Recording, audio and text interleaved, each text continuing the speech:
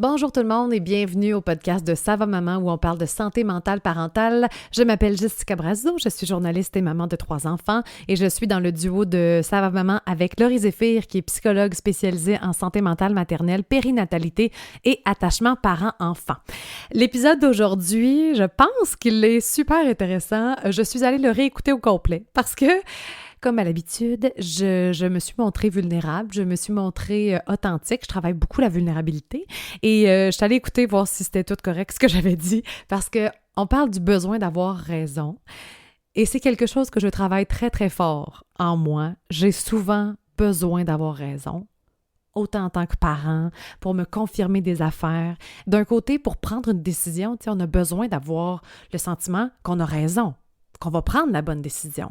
Mais de l'autre côté, le besoin d'avoir raison, ça peut mener à de nombreuses disputes entre parents, dans un même couple, je parle, avec des amis, avec des grands-parents, avec des parents sur les réseaux sociaux. Oh, combien de fois on voit sur les réseaux sociaux, sur les groupes de parents, tellement de méchanceté par rapport à plusieurs sujets de discorde. On peut penser à l'allaitement, on peut penser au sommeil, on peut penser à l'alimentation, on peut penser à plein d'affaires où les parents sont vraiment campés dans un camp ou dans l'autre et ont besoin de convaincre l'autre qu'ils ont raison d'être dans ce camp-là. Oh, combien de fois! C'est un peu pour ça d'ailleurs qu'on avait décidé de faire notre propre groupe de discussion sur Facebook de Ça va maman parce qu'on voulait que ça arrête tout ça.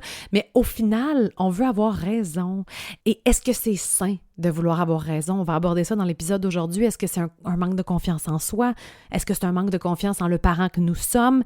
Est-ce que c'est une façon de se valider dans nos croyances profondes? Laurie va parler de biais cognitifs, comme parfois on croit quelque chose et on va regarder à l'extérieur puis on va aller chercher les éléments pour se confirmer ce qu'on croit. On va en parler de ça.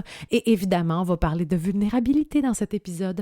Mais juste avant de vous laisser à cette conversation que j'ai très hâte que vous écoutiez et d'avoir de vos nouvelles, je veux vous annoncer que notre prochaine cohorte de notre accompagnement entre mamans commence très bientôt, c'est-à-dire le 5 mai 2022, et les sujets seront l'anxiété parentale et la charge mentale.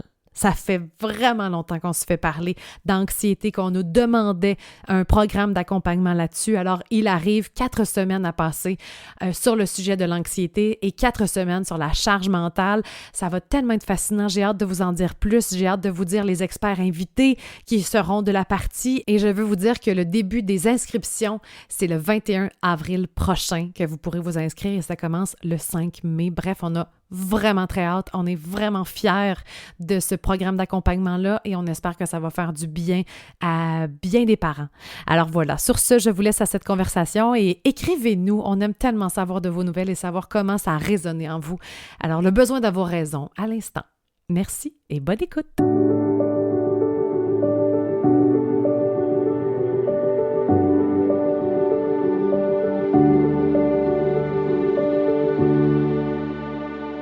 Laurie Zéphir, bonjour! Bonjour, Jessica Brazo. Quelle introduction officielle ce matin! Quand même, hein? Ça fait pas genre une demi-heure qu'on se parle du sujet dont on va parler aujourd'hui. Presque pas. Comment vas-tu? Super bien, toi?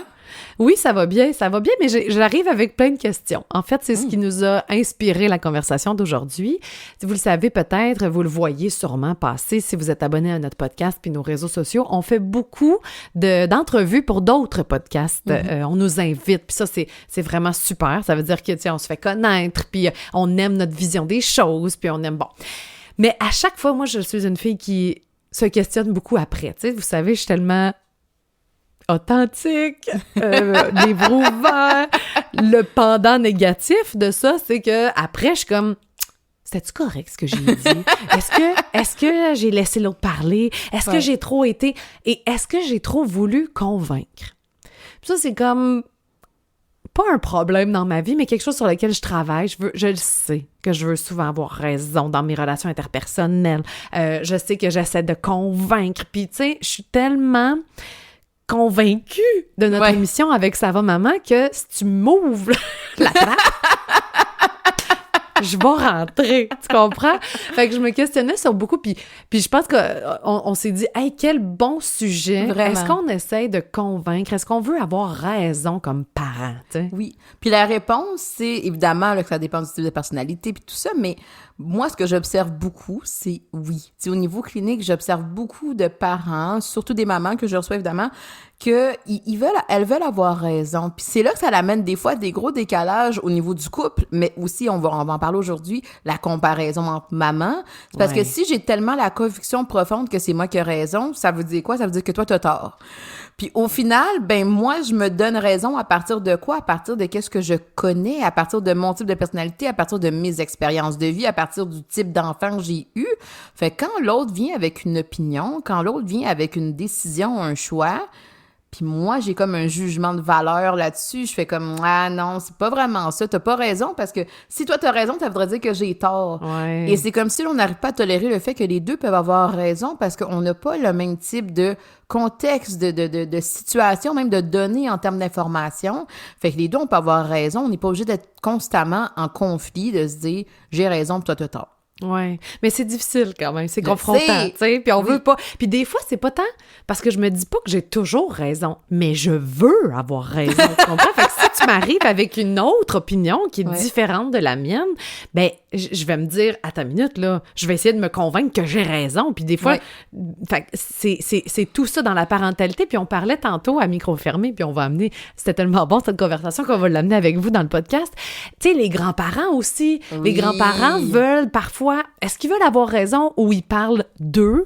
Tu sais, quand ils te disent, mettons, profite-en, ça passe vite, ou quand ils te donnent des conseils, ou quand ils te disent, mais ça parle d'eux, ça parle de leur réalité à eux, puis des fois, c'est confrontant. On en a parlé dans notre accompagnement, à quel point des fois, ça peut être confrontant avec les grands-parents de dire, non, moi, je veux faire ça de même, puis lui, dit de faire ça de même, puis qui veut avoir raison là-dedans, tu sais? Exactement. Puis tu sais, nous, en thérapie, une des positions que j'ai en thérapie, c'est le not knowing stance. Tu sais, qu'est-ce que ça veut dire? C'est, moi, fondamentalement, je ne sais pas qui est la personne devant moi. Fondamentalement, je ne sais pas qu'est-ce qui l'habite, les émotions qu'elle vit. Fait qu'il faut que j'aille valider. Je donne un exemple. Si justement la personne que je rencontre, elle a perdu son parent, elle a perdu sa mère ou son père, peut-être que moi, dans mon histoire à moi, avec la relation que j'ai avec mes parents, moi, je me dis, mon Dieu, l'autre doit être tellement triste, l'autre doit être atterré, ça n'a pas de bon sens.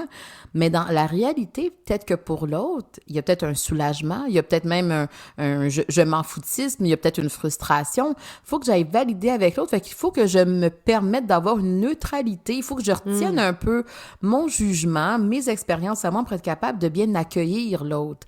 Et c'est là que des fois dans la parentalité ou avec les grands-parents, c'est pas ça qui arrive. Là, il va y avoir un grand-parent qui va dire « Hey, profitez-en, la vie, ça passe vite avec les enfants, tout ça. » Puis là, t'as comme le parent qui angoisse avec cette information-là en disant « Mais qu'est-ce qu'il faut que je fasse de plus? Là, tu sais, j'en passe pas assez de temps avec mes enfants, puis tout ça. » Mais la réalité, c'est que peut-être que pour ce grand-parent-là, peut-être qu'effectivement, le travail a une grande place dans sa vie.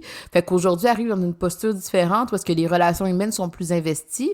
Puis là, il dit ça à son enfant, puis son enfant, il dit, mais écoute, nous, on passe déjà tellement de beau temps, de qualité, le fun avec nos enfants, qu'on en profite bien. C'est bien quelque chose que vous nous avez laissé. Des fois, il y a comme un peu des débats où est-ce qu'on s'écoute pas de ce point de vue-là.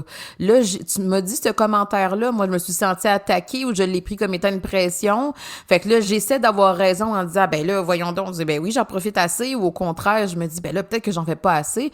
Mais fondamentalement, il faut que toi, tu te regardes, toi, envers toi-même, au-delà d'avoir entendu ce commentaire-là de ton père ou de ta mère qui est rendu grand-parent. Est-ce que pour moi, ça fait du sens? Est-ce que j'ai l'impression que je peux faire différemment ou au contraire, nous, notre vie familiale, elle ressemble bien, il y a un équilibre là-dedans, ça fit avec qui on est aussi. Il faut regarder ces parties-là pour être capable de départager qu'est-ce qui nous appartient et qu'est-ce qui nous appartient pas. Oui, parce que, tu sais, avec la vie, puis même moi avant enfant et moi après enfant, il y a des affaires que j'apprends, il y a des affaires que, bon, il y a des choses que je regrette parfois, que je me dis, j'aurais pu faire, fait que je vais aller le dire à quelqu'un d'autre, tu sais, on oublie, je trouve, souvent qu'on parle de soi.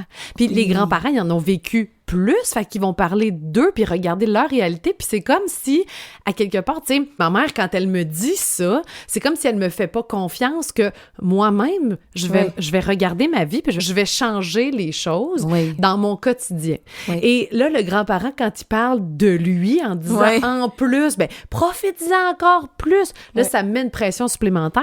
Donc, il n'y a pas confiance que j'allais faire le changement de moi-même pour avoir la vie que je veux avoir, tu sais. C'est comme si on oublie nos propres propres expériences là-dedans. Puis ce qu'on va en avoir retiré de ces expériences-là. Parce qu'on est un parent en fonction de ce qu'on a reçu aussi, tu sais. Puis des fois, on veut reproduire, puis des fois, on veut pas reproduire. Exact. Mais j'aime le fait que tu utilises le mot confiance, parce qu'on va devoir le vivre avec nos propres enfants à nous, c'est-à-dire, oui, c'est vrai, là, peut-être qu'on va avoir eu des relations amoureuses ou des relations amicales, peu importe, puis qu'on veut donc ben pas que nos enfants vivent des expériences comme ça dans leur vie. On va pouvoir être un modèle, un guide. Si tu as des questions, si tu veux des conseils, si tu veux parler, si tu veux un câlin, je vais être là pour toi. Mais fondamentalement, il y a un bout que je ne contrôle pas, qui est tu vas faire ces décisions-là dans ta vie, puis des fois, tu vas pogner un mur. Des fois, tu vas l'apprendre à la dure. Mais ça montre à quel point on essaie le plus possible de lui faire confiance dans sa vie à lui. Et quel cadeau on lui donne de dire, même si je suis peut-être pas d'accord avec tes décisions, même si je suis pas d'accord avec comment est-ce que tu fais les choses, je te fais assez confiance pour savoir que tu vas finir par trouver dans ces essais et ces erreurs-là la bonne voie pour toi. Puis dans le moment que tu vas trouver ça plus difficile, je vais rester une figure pour toi, mais je peux pas t'empêcher d'apprendre ces expériences-là autant difficiles qu'elles sont. Puis c'est un peu ça, des fois, je le sais que c'est dur. Je le sais que c'est dur, mais quand on confronte ça dans le fin fond, on réalise que, ben oui, c'est vrai que je peux pas éviter que mon enfant, il fasse toutes ces expériences-là de vie, puis même que ça serait tellement contraignant pour lui. Au final, c'est d'amener l'enfant à vivre la vie que vous n'avez pas vécue. C'est d'amener l'enfant à essayer d'avoir la vie que vous auriez aimé ça avoir. Ou mais ce n'est pas de les erreurs que nous, on a faites. Vous avez, exactement. Ouais. Mais la réalité, c'est que peut-être que vous avez réagi à certaines erreurs, que votre enfant va faire les mêmes erreurs, mais va réagir différemment parce qu'il a des outils différents, parce qu'il a peut-être un cercle social différent, parce qu'il a peut-être un tempérament différent.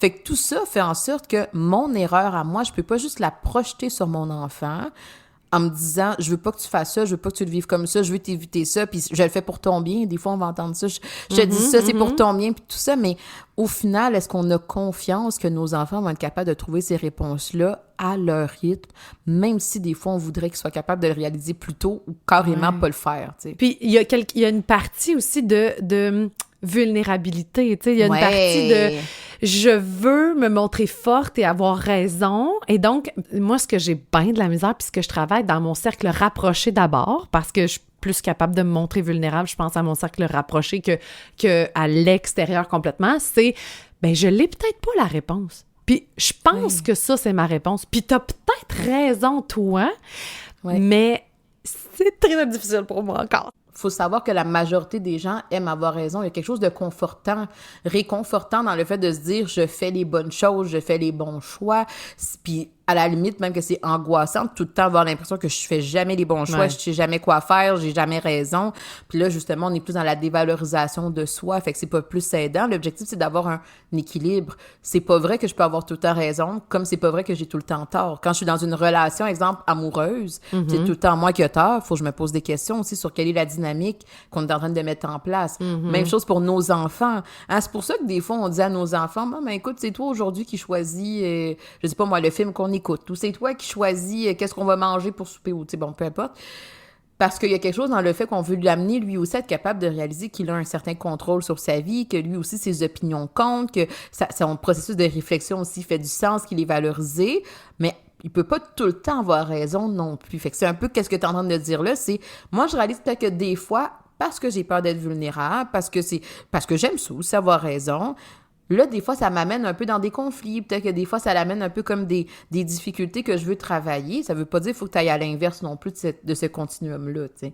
Non, c'est clair, mais en même temps, je me dis peut-être qu'au fin fond, quand tu veux tant avoir raison, c'est pour te prouver à toi-même que tu as raison, dans le sens où il y a peut-être un petit manque de confiance là-dedans, parce que si, ultimement, là, j'étais comme ouverte, puis confiante en mon idée, puis ben non, mais moi, je pense ça, ben ce que toi, tu penses, ça viendrait pas autant me chambouler, tu sais, fait que je me dis, à quelque part, c'est peut-être le manque de confiance en soi qui fait que tu veux donc bien avoir raison. Ça peut, puis des fois, c'est que fondamentalement, tu as raison, c'est juste que ta raison à toi, c'est pas la même que l'autre, même si j'ai une très bonne confiance en moi.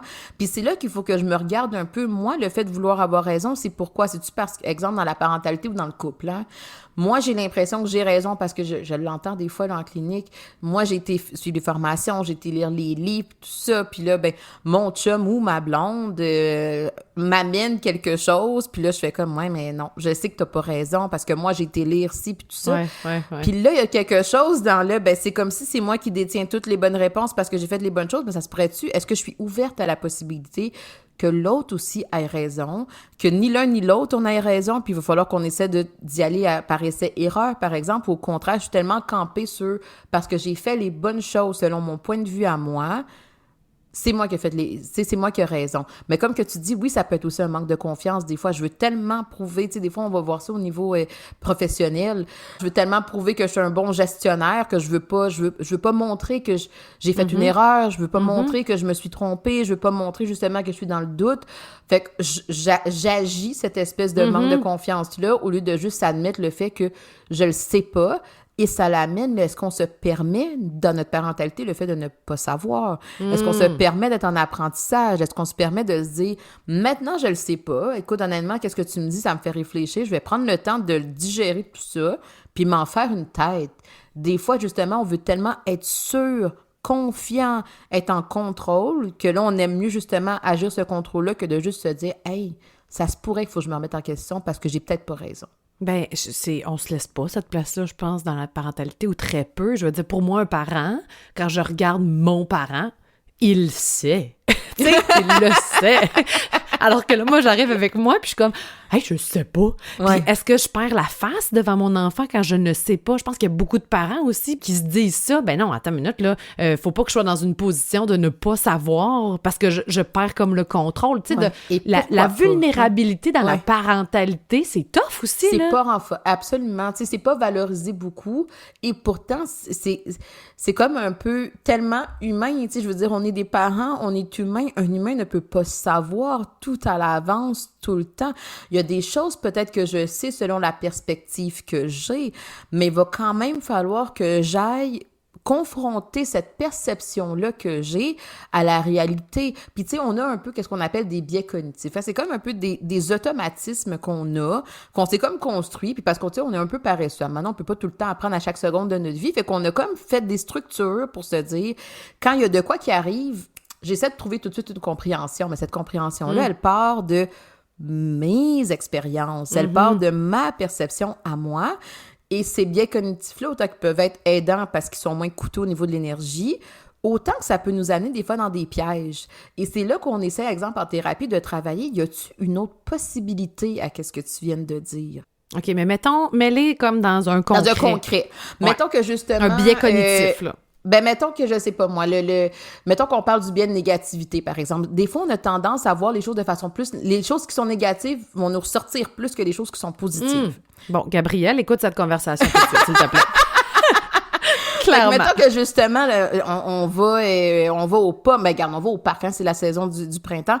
On va au parc, puis tout ça, puis notre enfant a fait une crise. Ouais. A fait une crise, on repart à la maison, puis hey, c'est tout le temps la même affaire, c'est tout le temps la même, tu sais, je veux dire, cet enfant-là fait tout le temps des crises, tout ça.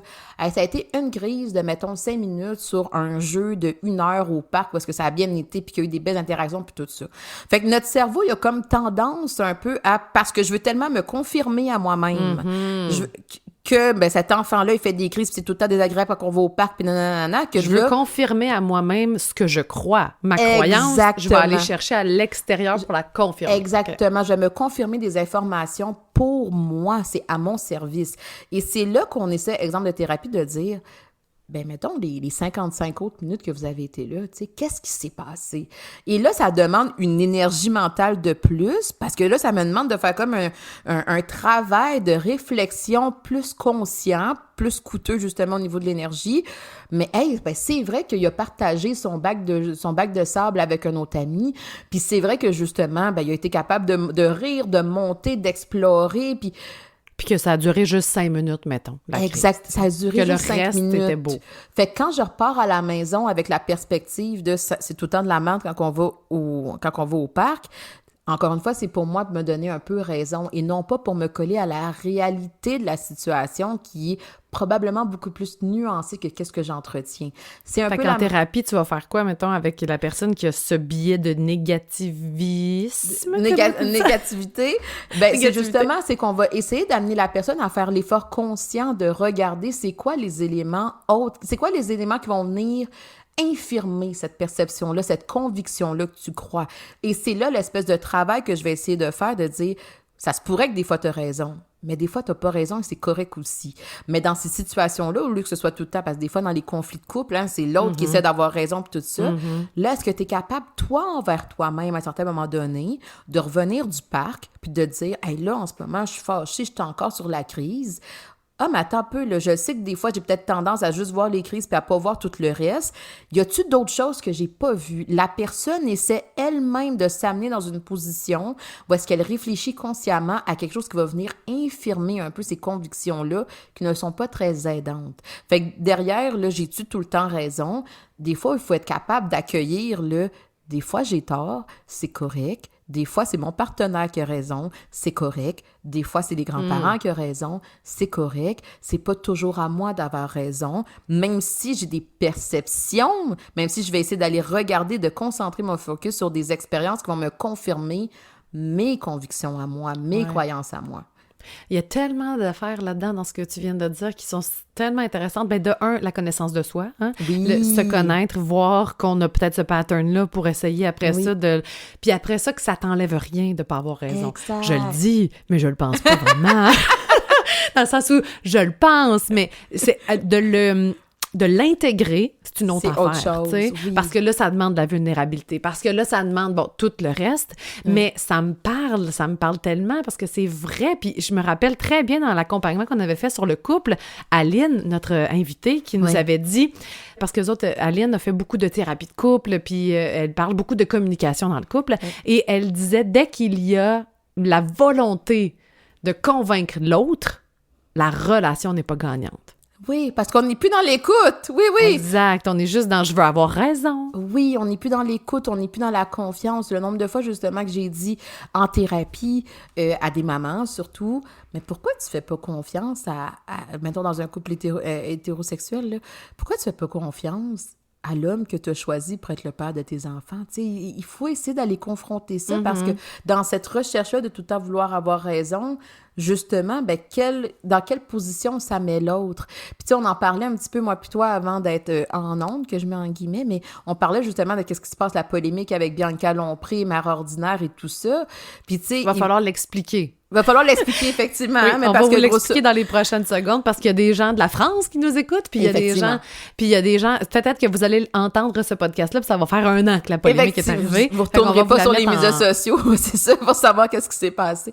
Mais grosso modo, Mère ordinaire, qui est une influenceuse quand même très connue ici au Québec, puis justement, elle parle un peu de son quotidien familial là, de façon très fréquente sur les médias sociaux. Et là, elle est en train de raconter que pour, je sais pas combien qu'il y a eu d'enseignants, de remplaçants dans la classe de son petit garçon, mais il y a quelques jours, la dernière remplaçante s'en va pour un congé de maternité. Il y a pas eu de babaille, il y a pas eu genre de faim. Et là, ben justement, son petit garçon revient à la maison, il pleure, il est attristé, il perd une autre de ses remplaçantes. J'imagine qu'il l'aimait bien. Hein. Évidemment, je connais pas la famille et tout ça. Je pense que c'est à l'intérieur de 2 mois, en fait. Il y a 2 de ses professeurs à ce petit garçon-là qui est parti en congé de maternité à l'intérieur de 2 mois. Oui, mais il y en avait beaucoup d'autres avant, je pense, depuis le début de l'année scolaire aussi. Fait que c'est comme beaucoup de changements. Beaucoup de changements. Puis évidemment que la réaction de ça, il y a eu peut-être un peu de maladresse dans le message de comment est-ce que ça a été amené, tout ça. J'avoue que j'ai pas suivi tant que ça la polémique en soi que qu'est-ce qui a été rapporté. Ben, elle a comme dit, est-ce que ce serait possible, et peut-être elle est là la maladresse, est-ce que ce serait possible au directeur ou à la direction d'école de questionner la personne si elle va rester plus que 2 mois, tu sais. Exact. À l'embauche, évidemment, ça serait discriminatoire. Hein. Fait que là, évidemment que la réaction de tout ça a été très négative. Les gens ont dit, ben voyons donc, écoute, là, s'il y a bien quelque chose qui se planifie pas, c'est bien une grossesse, puis justement, on n'est pas pour commencer à demander dans les entrevues quand est-ce que tu vas tomber enceinte, puis c'est bon, etc. Et ça a créé un tollé, là. Je veux vraiment? dire, ça a fait des lignes ouvertes à la radio. Ah, pour vrai, mon Dieu! Oh oui, sur le sujet.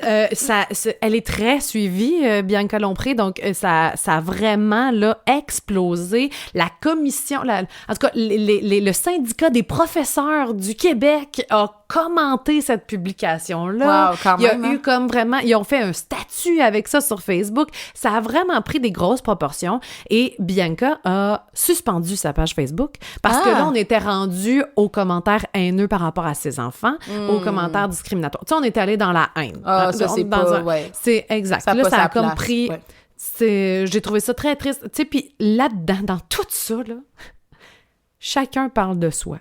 Ouais. Bianca parle de ses enfants, puis de la tristesse de mère de voir ses enfants. Et tu pourras en parler après parce que ses enfants, quand même, sont adoptés. Ça ajoute une couleur, je pense, à son commentaire, là. Ouais.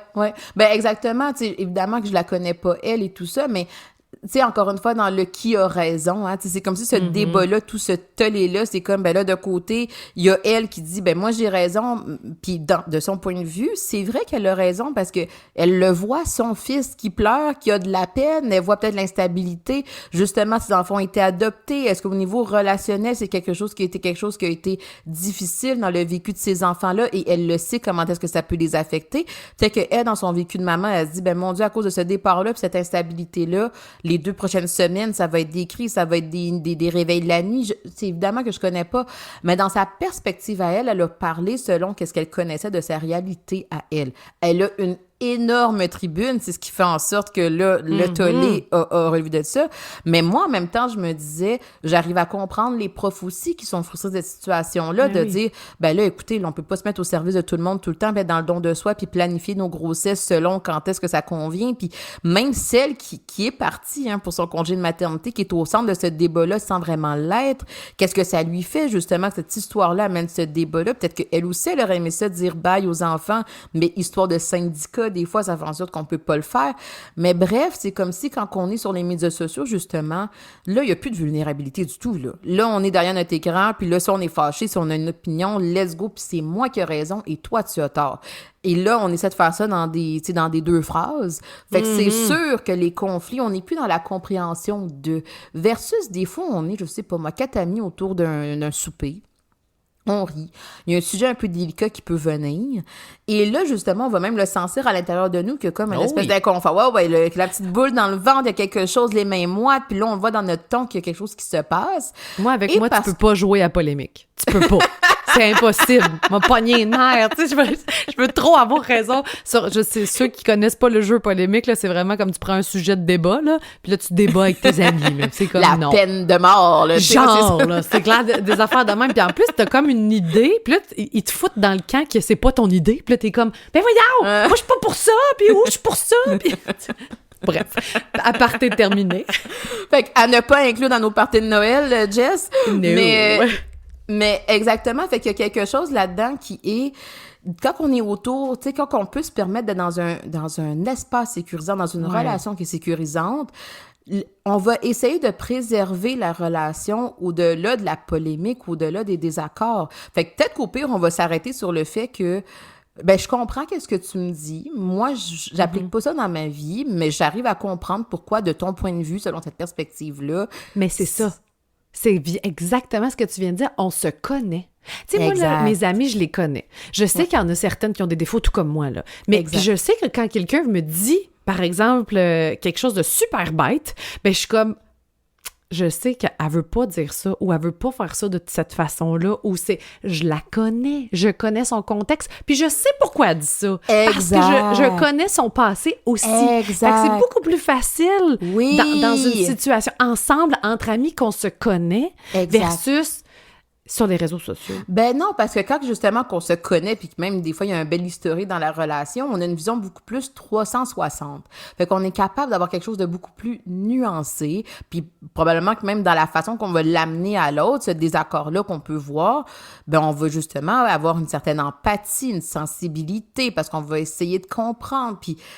Mais sur les médias sociaux, c'est pas ça qui se passe du tout. Fait que là, quand tu me dis qu'on est en train d'en parler sur les tribunes de radio et tout ça, ou même nous qu'on en parle ce matin, là, je veux dire, c'est que ça montre à quel point, il y a peut-être tellement d'éléments qui nous manquent que c'est sûr que c'est facile d'entrer rapidement dans le jugement, d'entrer rapidement dans la comparaison, mais fondamentalement, peut-être qu'il y a plusieurs personnes qui ont un bout de cette raison-là, mais on n'est pas capable de les connecter parce que justement, on se parle pas, parce que justement, on n'est pas dans la vulnérabilité sur les médias sociaux. Finalement, on sait même pas c'est quoi le prénom des autres, là. Mais justement, comment on va faire pour... Parce qu'on vit en société. Hein? Puis si chacun regarde sa propre réalité, par exemple, je vais prendre le cas de Bianca, là, qu'on vient d'expliquer, elle parle de sa réalité, de son petit garçon qui a ses défis parce qu'il a été adopté, puis qui a peut-être, tu sais, comme de la difficulté avec l'attachement, puis que là, en plus, on lui donne des défis dans la vie, puis tout ça. Puis même cet là, enfant-là on le sait va pas vivre... ça. On sait pas, t'as bien raison. Ouais. Mais cet enfant-là va vivre dans une société. Fait que là, il y a aussi le fait que tu peux pas empêcher la prof de tomber enceinte. Tu peux pas empêcher le... Tu sais, fait que c'est comment faire la place à ton vécu, puis ta raison et la raison des autres. T'sais? Mais c'est là, tu sais, je pense que c'est là la nuance, c'est-à-dire de ce que j'ai compris, encore une fois, j'ai peut-être pas été dans les détails, mais de ce que j'ai compris, c'est... Elle a pas dit vous devriez pas embaucher des gens qui... Puis peut-être qu'il y avait quelque chose de plus émotif pour elle par rapport à ça. Tu sais, je pense qu'elle était juste dans l'émotivité de « je vois la souffrance de mon garçon », mais c'est pas ça qui a été accueilli du tout. Qu'est-ce qui a été accueilli, c'est elle veut pas faire un débat, là. Ben non, puis je pense qu'elle a quand même, 3-4 enfants. Je pense pas que c'est la personne qui a envie de dire aux autres femmes du Québec qu'il n'y ait pas d'enfants. Je pense pas que c'est de ça qu'elle parlait. Je pense qu'elle parlait de l'instabilité et qu'est-ce que ça fait vivre aux enfants. Puis ça a été amené avec beaucoup d'émotions. Et là, quand je veux avoir raison, peut-être que la façon que ça sort, il y a peut-être plus de maladresse. Puis là, le message, peut-être qu'il passe un petit peu moins bien. Fondamentalement, je pense que tout le monde est d'accord avec le fait que de faire vivre plusieurs instabilités par rapport aux figures qui sont présentes, mais en même temps, ça parle de d'autres choses. On a parlé de la société, de comment est-ce qu'on valorise le métier de professeur, c'est quoi les conditions des professeurs, etc. Fait que là, on est moins dans l'attaque personnelle. Puis c'est peut-être ça, justement, qui est moins ressorti de ce débat-là, qui est de son vécu à elle, de son point de vue à elle. Peut-être que ça fait du sens. Après ça, de l'appliquer dans la réalité, dans la société, c'est une autre chose. Mais est-ce qu'on est obligé de tout le temps tout lié ensemble, c'est ça. Ou on peut juste s'arrêter au fait que c'est une maman qui a de la peine pour son garçon parce qu'elle le veut avoir de la peine, parce que puis elle est en train de se demander peut-être qu'est-ce que je vais faire avec ce petit garçon-là pour qu'il puisse faire un rituel d'adieu, par exemple, à cette personne-là qui l'aimait bien, qui est partie sans pouvoir l'annoncer, sans pouvoir le placer. Fait que bref, c'est peut-être plus ça qui est ressorti, mais là, on l'a repris en disant « t'as tort ». Puis ce qui est triste aussi que je trouve là-dedans, c'est que, tu sais, elle est connue pour la réalité de sa famille différente. Hein? Tout le monde, t'as des enfants adoptés, tout ça. Elle nous parle de son quotidien tout le temps.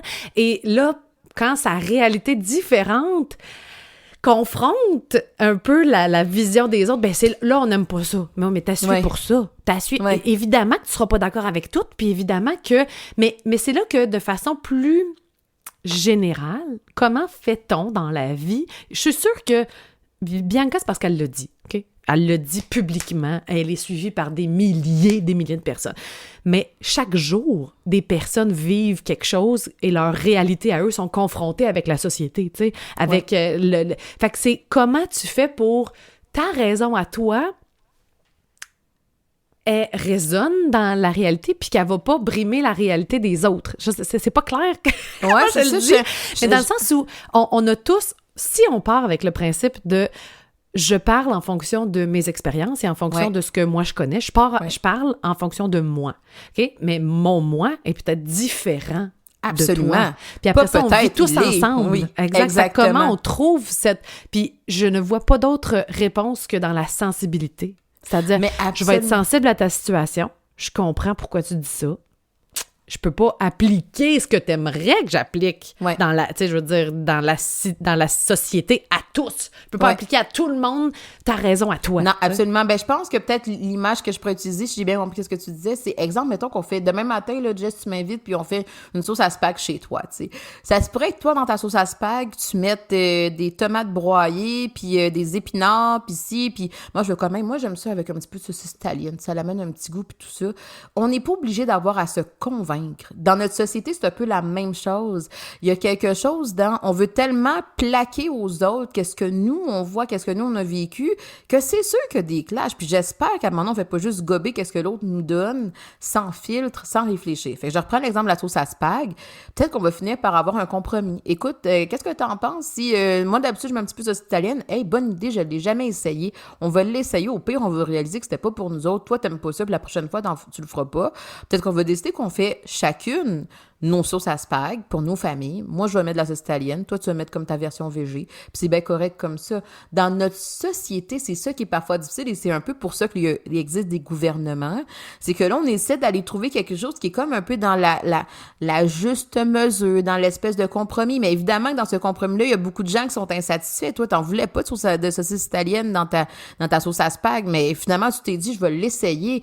Mm-hmm. Fait que dans notre société, on est appelé à devoir justement bouger autour de cette kind of équilibre-là pour se dire, des fois, ça colle vraiment avec moi, avec qui je suis. Des fois, ça le colle moins. Et vu que ça le colle moins, puis que des fois, on est plus dans le conflit, c'est là qu'il y a comme un peu des instances qui font des règles. Des fois, peut-être... Tu ouvres une grande boîte de Pandore, de genre gouvernement, puis de... On y croit-tu, on l'aime-tu. Exact. Ça l'amène tout le débat politique, mais l'idée, c'est d'essayer, quand on ramène ça dans notre parentalité, c'est un peu la même chose.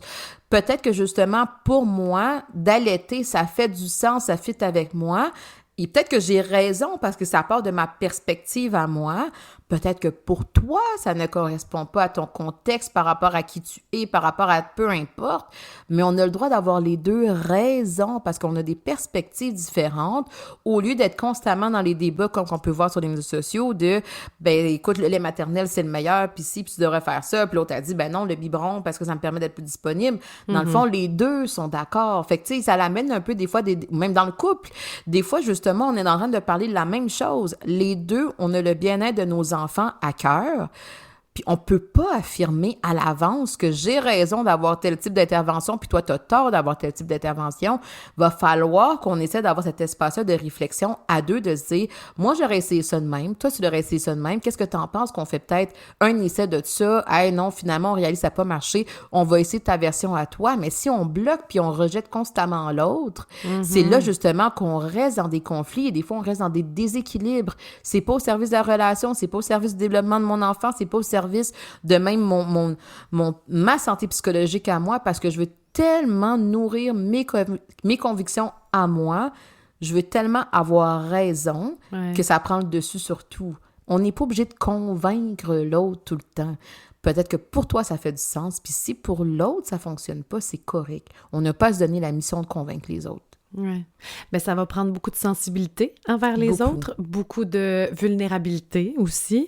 Puis c'est ce qu'on essaye de faire avec notre groupe de discussion privée sur Facebook. Tu sais, je veux dire, nous, c'est souvent, il faut rappeler, parler au jeu, parler en fonction de votre expérience à vous. Vous n'avez pas nécessairement la science infuse parce qu'on ne connaît pas la réalité de l'autre. Puis j'espère... Là, c'est utopique. Puis, j'espère qu'à un moment donné, on va l'amener plus macro, tu sais, dans le sens où... Puis, ce qui est difficile, c'est qu'on vit dans une ère de réseaux sociaux où on parle de façon émotive et rapide, et tu vas faire un commentaire rapide sur le coup de l'émotion qui est pas réfléchi, qui est pas comme déposé. Puis, ça donne cette haine-là, puis cette confrontation-là. Vraiment. Peut-être essayer de le faire de façon plus micro, tu sais, avec tes propres relations, puis après ça, pouvoir l'exporter de façon plus grande. Ben écoute, je nous le souhaite. Je suis pas sûre qu'on va aller là, mais tu sais, je trouve que, puis j'ai le goût de rebondir vite sur l'attachement par enfant. S'il y a bien quelque chose de caractéristique à l'attachement par enfant, c'est que c'est unique. Le même parent, s'il y a 3 enfants, mettons, je reprends toi, le même parent, s'il y a 3 enfants, il y a quelque chose d'unique à chacune de ces relations-là. Et c'est pour ça que je peux pas convaincre l'autre que qu'est-ce que moi je vis dans ma parentalité, faut que tu l'appliques à toi. Parce que fondamentalement, ta relation d'attachement avec ton enfant est totalement différente de la mienne. Elles sont unique. Puis moi-même, quand j'agis avec un de mes enfants versus avec mon autre, je peux pas juste appliquer qu'est-ce que je fais à un à l'autre, parce que justement, je suis plus dans la relation d'attachement si je fais ça. Il faut que j'essaie de comprendre, il faut que j'observe, puis là, c'est là que je disais que ça demande plus de jus, plus d'énergie, parce qu'il faut que je sois capable de confronter mes perceptions de « Hey, mais avec mon plus vieux, là, ça marchait, là, puis là, avec le deuxième, tabarouette, ça marche pas. C'est correct que ça marche pas, il va falloir que tu découvres. C'est peut-être plus épuisant, peut-être que ça demande plus d'énergie, etc. Mais fondamentalement, ça va être au service de votre relation. J'ai pas besoin de convaincre mon plus jeune qui doit faire pareil comme le plus vieux, tu sais. Ça va être un très, très bon sujet pour un autre podcast d'ailleurs. Sommes-nous la même maman pour tous nos enfants? Tu as un peu répondu, mais j'aimerais ça qu'on aille creuser. Alors, on se donne rendez-vous pour un prochain podcast. J'espère que ça vous a...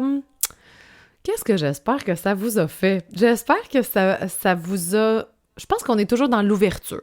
Hein? On veut ouvrir le débat, on veut regarder en dessous des conflits, on veut regarder ce qui se cache. Puis encore là, dans le besoin d'avoir raison, autant de façon personnelle, hein, dans les relations interpersonnelles, que de façon plus grande envers ce que tu dis sur les réseaux sociaux puis ce qui résonne chez l'autre. Oui, j'espère qu'on a amené un peu plus de nuances là-dedans. Vous saurez nous le dire certainement.